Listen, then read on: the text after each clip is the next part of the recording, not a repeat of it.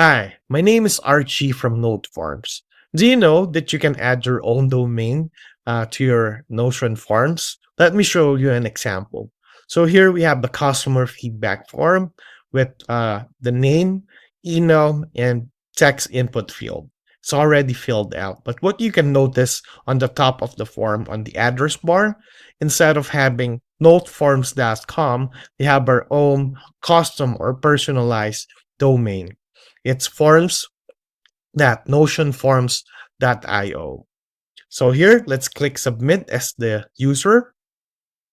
And we can go to the actual form, the customer feedback form in NoteForms. And as a form owner, you can check and verify if the submission was successful by going to the Notion database. Just click that Notion database, and it will automatically route you to the Notion database.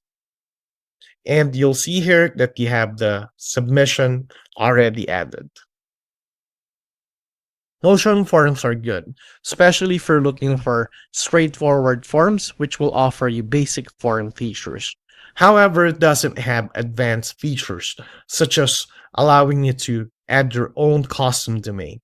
And this is very helpful, especially if you'd like to personalize your form and align it to your branding. So now let me walk you through on how to add your own domain or custom domain to your form. So first, we need to go to our form settings. Just click on your name on the upper right of the NoteForms page, and then click Settings. Then under Settings, you'll see on the left side, Custom Domain. Click that, and here you can enter your CNAME. As soon as you create your CNAME, all you need to do is enter it here, and then click Save Domain. Next, once it's already saved, we can go and create our new form. Just click NoteForms on the upper left, and then click Create a New Form on the upper right. Then here we have the option to choose an existing Notion database, use AI to generate the form, create from scratch, or use existing templates. For convenience, we will use the AI form builder, enter the prompt, and then click Generate. So it's already analyzing requirements, structuring the form in 6 seconds. 10 seconds, it's organizing the form layout, setting up the form structure.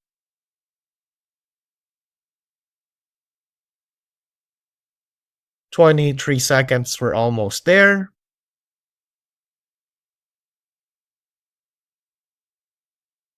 30 seconds, we already have our customer feedback.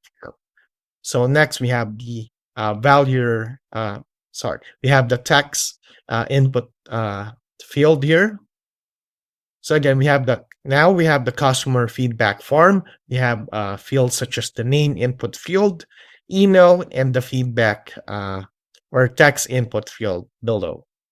Next thing that we need to do is just click publish, then select the Notion page where we would like the database to be created, and then click Save Form. And let's just wait a few seconds to create the form, and there you go, we already have it. So here, we already have our form created, and as you can see on the URL, we have our custom domain added.